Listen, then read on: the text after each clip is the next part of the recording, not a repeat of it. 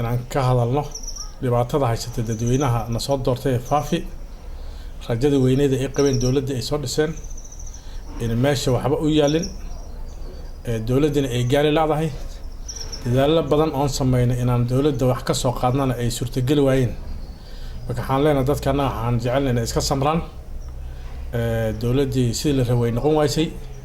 wixii la rabay laga leeyahay mashruucna walgama hayo mashruucii yaraa meelaha laga bilaabayna way dhamaan laayeen sabab ay u dhamaan laayeen ma garanayno oo ay kamid yihiin state lodge buraha headquarter laga dhisay mashruucyo badan oo jaarajila ka socdeen oo school uu kamid yahay ICT kamid yihiin kamid yihiin kuwa meelo kala badan ka socdaan oo faafi dhaxdeeda iyo county guards oo dhanba inay dhamaan laayeen maxaa nasiib darro dawladda inay noqoto dawlad aad maasmaasqeeda aad u koreeyo dawladda markay xilka la wareegaysa maasmaasqa county maxaa lagu qiyaasi karaa 10% haddana 99% buu maraya waxaa nasiib darro ah dawladda inay ka dhamaan laada DCI maanta yaa 5 chief officer u yeereen 5 kala wiiga dambe loo yeeray anti corruption ba u yeereen iyo ka dhamaan laada lacagii dawladda oo dhan waxay ku baxayaan laaluush iyo maxaa la iska hongaa DCI anti corruption ba la iska hongaynaa dadweynaha waxay sugayaan in wax loo qabto waxna waa la leeyahay maanta baaqaanaga wuxuu dadweynaha reer faafi inaan u sheegno in meesha dawlad jirin waxba aan loo haynin ayna iska samraan waqti fursad fiican ba soo mari doonta ay ku soo dooran doonaan nin xilkas oo shaqada si la raaw qabto oo maasuq aan ahayn oo danayna dadka maskiimaha ee danyarta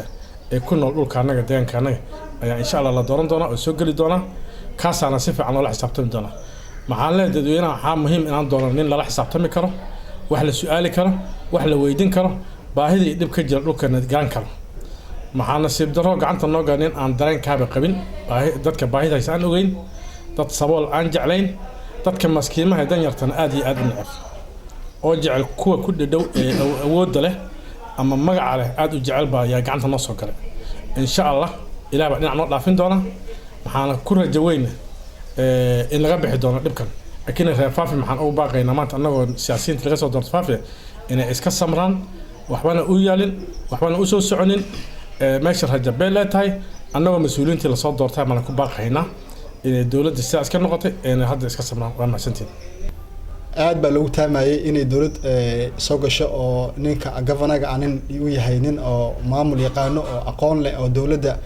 wadanka Kenya u shaqeynayay ilaa iyo 30 ama 40 sano u shaqeynayay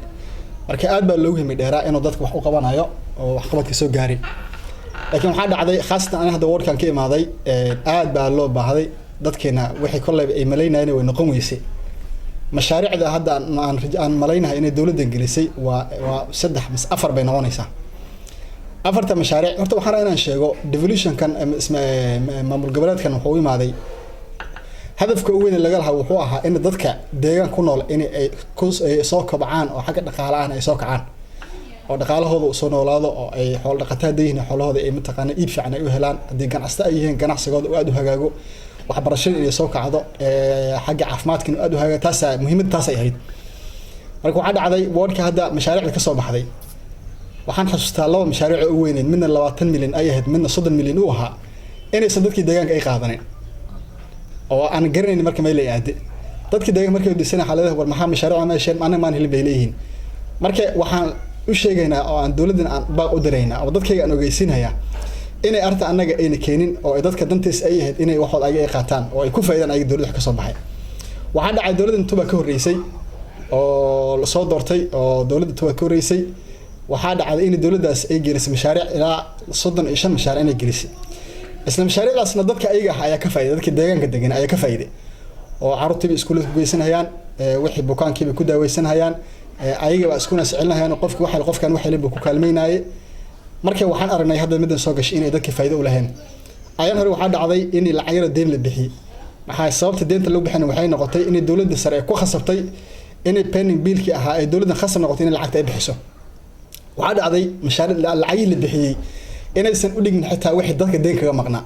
ninkii 15 milyan ka maqnaa 2 milyan baa loo geliyay account-ki ninkii 10 milyan ka maqnaa milyan baa loo geliyay marka waxaan la yaabanahay marba haduu go'aan dawladda ka soo baxay in lacag deynta la bixiyo waxa dadka loo kala takoori ninkii 10 milyan 2 milyan loo gelini ninkii 15 milyan ma taqaanaa 2 milyan loo gelini dad qaarna 30 milyan loo gelin dad qaar 15 milyan loo gelin tiiba aan kala garan weynay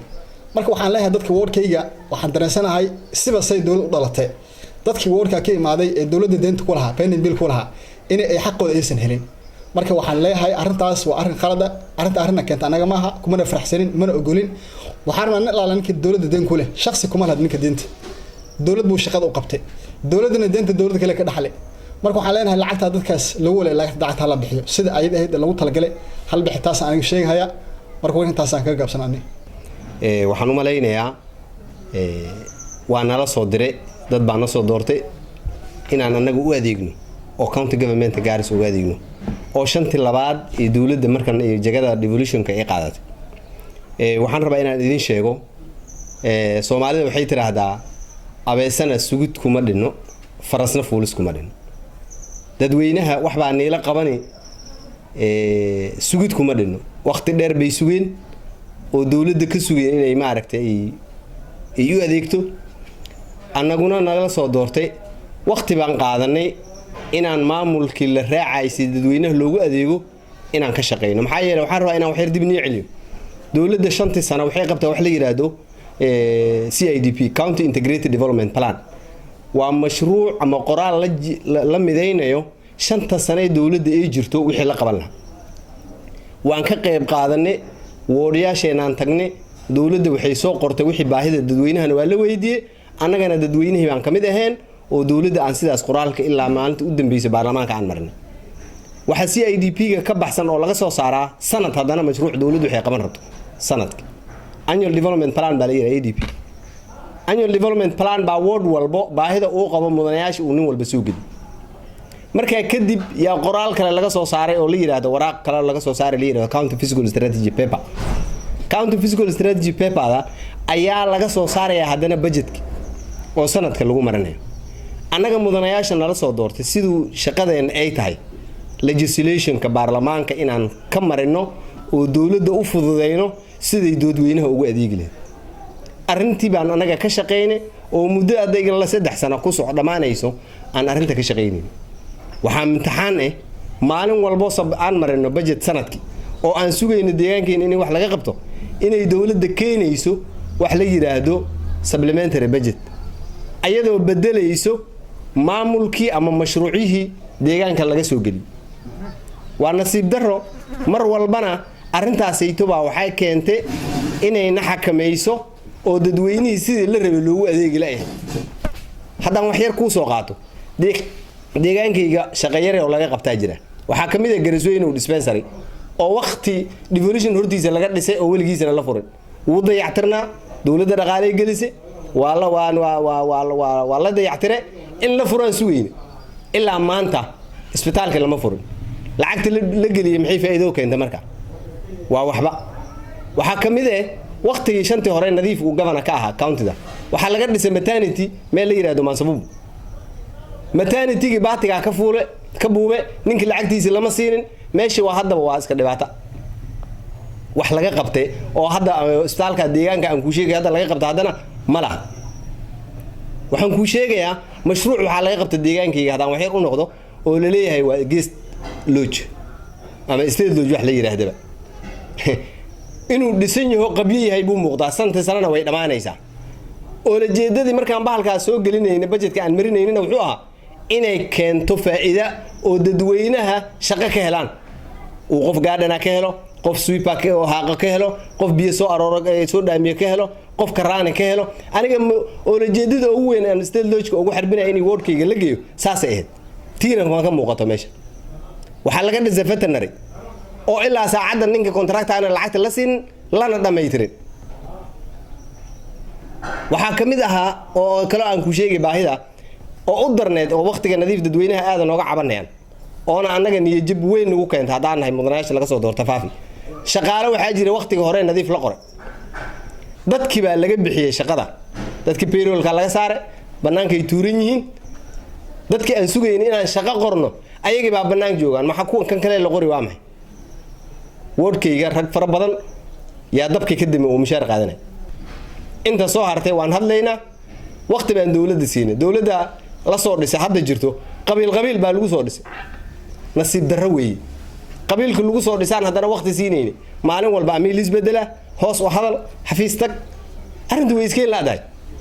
arrintii way iskeen laadahay hadday tahay qabiil inta nagala soo doortay dawladda ee hadda mudanaha gabanaha cali uu ka soo doontaan isku qoys ka imaanaa annaga aamusnaan way naga dhamaatay ma hadlayn ma aamusayna hadda wixii kadib baahi daran baa dalkeena ka jirta waxa markan noo cadaatay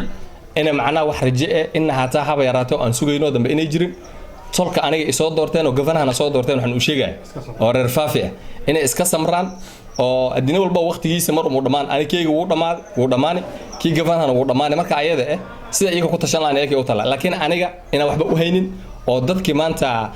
dhibkooda dhowr jeer aan gudbiyay imagine dispensary al-shabaab ay gooyeen oo dawladda indhaheeda ay ku soo aragtay oo hadda ilaa hadda waxba laga qabanay dadka ayaka isay ku noolanay waxa iga sii daran health committee inta ka tagtay ay tagtay meel la dhaho ceelxumow ay tagtay oo soo ogaatay dhibkii dadka haystay harboole meel yiraahdo dhibka dadka haystay soo ogaadeen way qoreen reportkii way gudbiyeen ilaa hadda wax saa u eegay malaha cilada igu weyn oo wardkayga ka jirto waa caafimaad darra cilada kale oo ii labayso waxa weeye xagga tacliinta labada meel ba hadda igu sii daran biyaha ogoro dadka bohol bay qabay boholyaashooda way iskala xarbeen darad yumbis ayaa niman odayaalka imaadeen waxooda ay kala xarbinay laakiin dadkii maanta dhibka weyn oo haysto iyo rajada aan ka lahayn dawladda waan ka waynay waan ka nognay marka tolka waxaan u sheegaynaa inaasan waxba aan u haynin saasna inay ogaadaan aysan anaka eedana saarin eedda meesha saaran tahana la geeyo dawladdan hadda aan joogno aniga hadda aan MCA ka ahay oo walaalkeen Cali Bruno uu ka yahay governor